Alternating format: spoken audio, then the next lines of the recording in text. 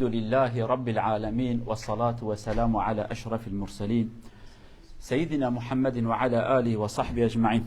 أيها الإخوة الأفاضل، سنبدأ بسلسلة أخرى من الدروس والمحاضرات قبل صلاة الجمعة وقبل الخطبة، وأحببنا أن نبدأ بسلسلة الإيمان وأركان الإيمان وأهمية الإيمان شيئا فشيئا، قليلا قليلا، حتى نذكر معا الإيمان. قالوا جماعة هجا إن شاء الله ما كان درسي خوش به هفرا سر مسألة شريعته كان بيجن فقه دسمش لمش حج زكاة نه حاجة ما نقول لو رأيك نتشو حاجة بكورونا هبو حاجات بو قرتن مسألة زواج ور حاصل مسألة تجارة موانا قالك به هفرا قو إجا أمي أنا دس هنا كي ريزة درس بكردي بيجن ريزة درس يعني سلسلة ريزة درس يعني تي ريزة فيلم هنا ريزة درس هنا ديزي كي بتركيا ما دون ديزي أمد بحثها إيمان يبكن إن شاء الله. ایمان چیه؟ فایده ایمان رکن ایمان چوا خراد به ایمان مروا چوا بقوت به ام لازمه ایمان بچه بینن هدی ام وانا بینن ان شاء الله. هبی دارن رب العالم ایمانك بقوت بكنسيب ما. اولا سنتكلم حول اهميه الايمان. الايمان هو ان تؤمن بشيء بقلبك، تعتقد بشيء، هذا هو الايمان، تربط قلبك بشيء. لذلك العلماء يقول الكفر ايمان والايمان كذلك ايمان، لأن الكافر يقول أنا أؤمن بأنه لا إله، هذا إيمانه هكذا، ونحن نقول نحن نؤمن بأن الله موجود، والكافر يقول أنا أؤمن بأن الله غير موجود. الطرفين هو الإيمان، ولكن على كل الإيمان الإيجابي الذي نحن نحب أن نتكلم هو إيمان المؤمن الذي يؤمن بالله عز وجل وسائر أركان الإيمان. هذا هو الإيمان الذي سنتكلم عليه في الدروس القادمة إن شاء الله. ایمان بکردی معنی باوریه، باوری جانا جمعی که کلمه کردی به جبانت بیرا و دا بمینه. ایمان یعنی باور، دبی باوریه تبخواده های یعنی یقینیت ایمان تبخواده های، بکردی معنی باوریه. ایمان جی یقین کرنه به هبونه خدا رشته گوتن ایمان،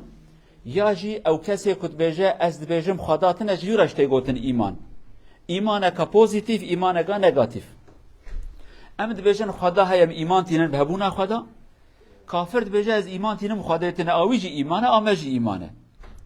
ايما ايمانه بهبونا خدا، ايمانه يبتن بونا خدا. لي تشتيك ام سر خبردن ايمانه بهبونا خدا، ام سري خبردن ان شاء الله.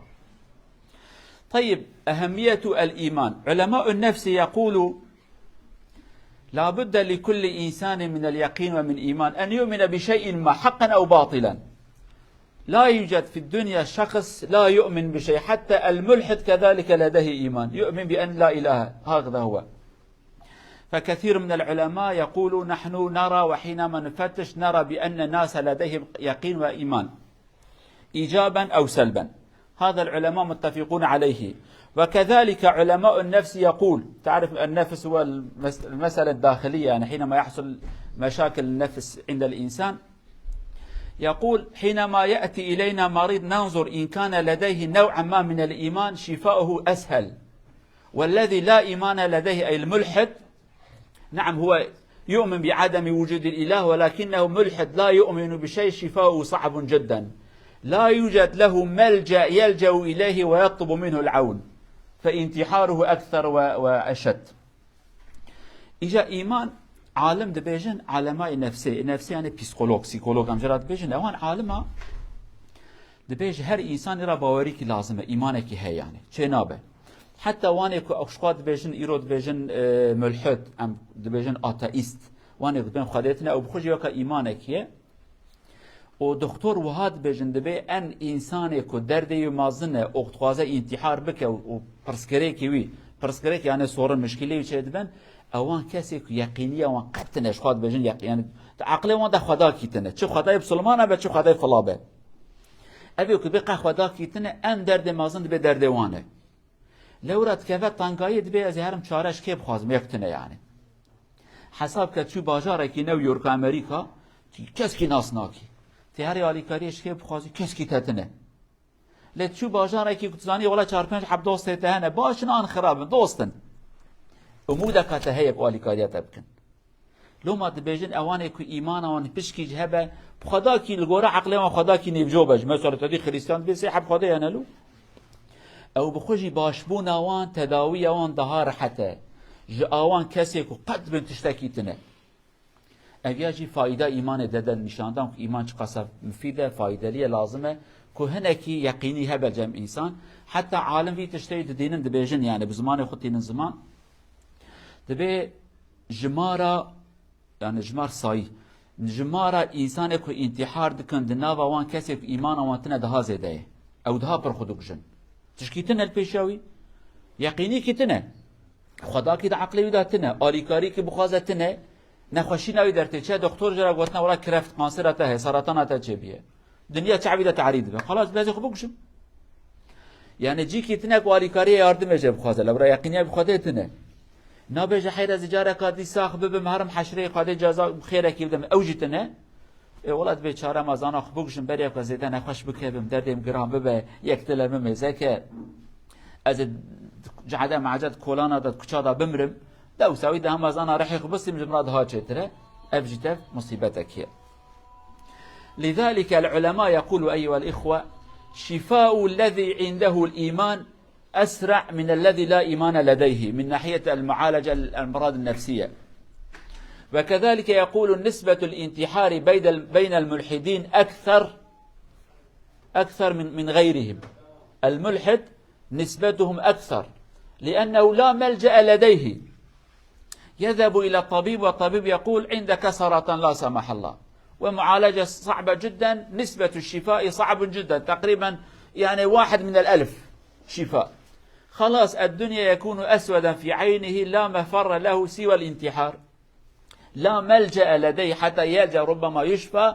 أو يقول أصابني شيء فأصبر عليه حتى أخذ المكافأة على المرض لا يوجد إيمان حتى يؤمن وكذلك لا يوجد لديه صبر نسبة الانتحار عندهم أكثر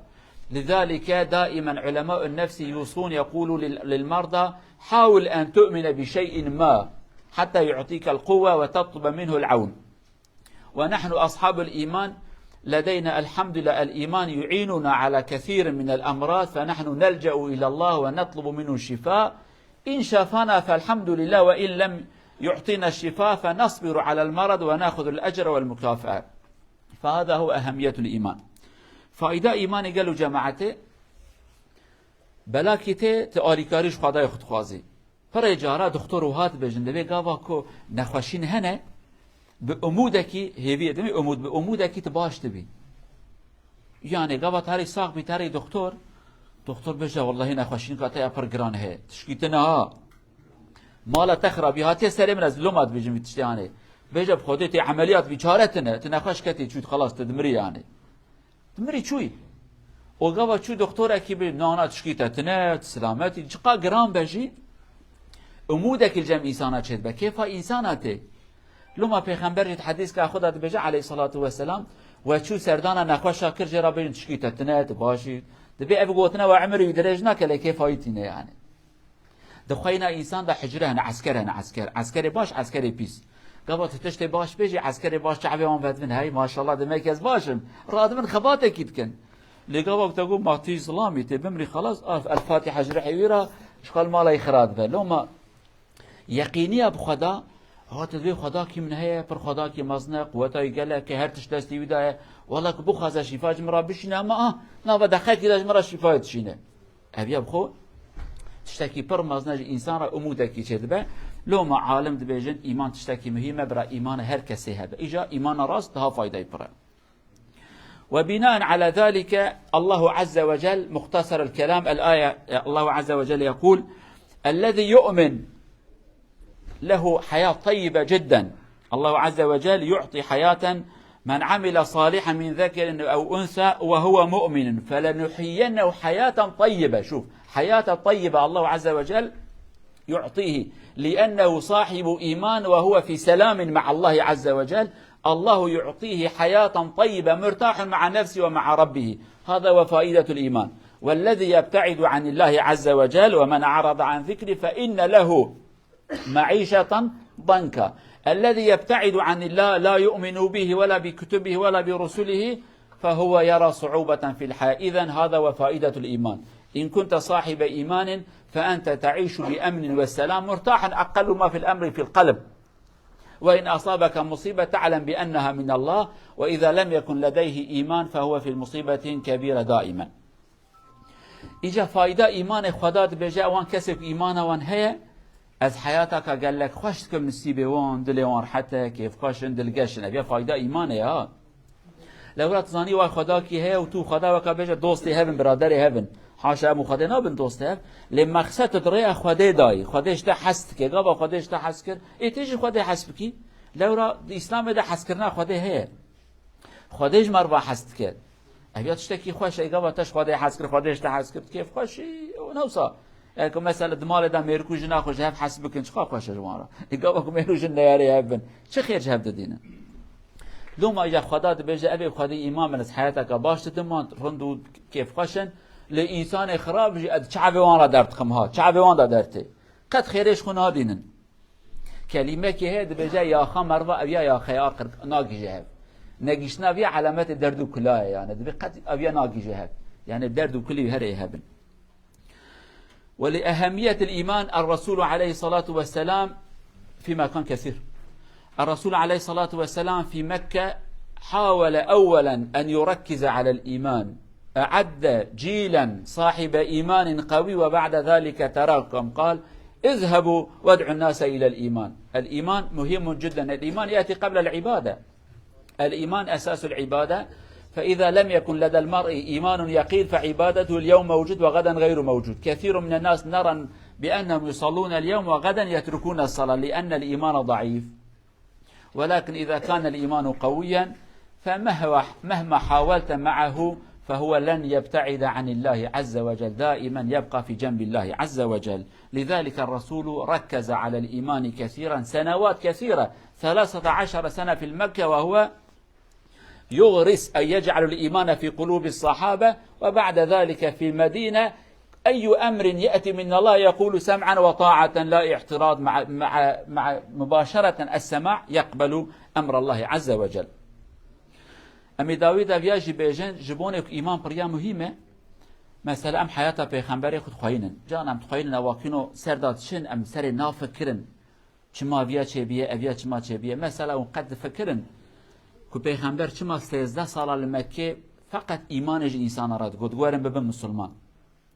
روجي المكة تنبوها حج المكة تنبو زكاة تنبو لماش باش فرض نبو يعني تشتي بريك هبونا وقت حضرت إبراهيم لماش تنبو وانا چما تنبون قال إيمان بك في قلبي أبي إيمانك قلبه شيء باشي هر تشتي قبول بك مثلا قال لك إنسان أنا سيرو الميش كن شارو الميش ناكن شما إيمان ضعيفة لوما صالك روجي دقرن صالاتني روجي ناقرن إيمان ضعيفة پیغمبر جو خدا عز وجل پیدا زانین گو بری هر تشتی گره ایمان وی قلب دا بجی ببه ایمان هم قوتلی ببه داوی اچی وانا بجم سرسرا سر چعبا ایمان پریا کد دل صحابیا دا بقوت بو لو ما توا هجرت کر مال اختفیشتن چون مدینه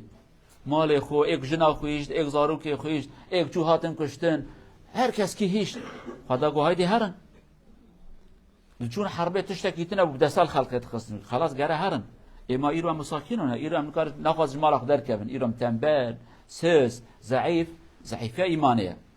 لما پیغمبر صلی الله علیه و سلم سال گلک زیده لمکه ایمان جمارا گو داویه گو دایجا کرم کن هرج ملت را بشن اوان جهه کد وقتا پیغمبر دا پشت اوی یاج صحابیه دا کو بونه مسلمانه هیجاج مسلمانه وان دوام کرد دناوا چند ساله دا دحب امپراتور مازن مالا وان خرا کرن کی اوان صحابيه كو ايمانك مازن كت يا قلبي وان دنيا شعب وان دا صفر وش كاس كي نترسيان شو تقول برا خدش مرازبه وكيدي ام تشتكي ناخوازن جن هبو جرا قوتن بابي تاتيه كشتن قوت تشتك نابه قو ميري تاتيه كشتن قو زرار نينه قو كره تاتيه كشتن قو تش نابه قو پیغمبر ساخه ان ساخه قوت نو ساخه قوت تمام زرارتنا يعني ابيات ايمان بو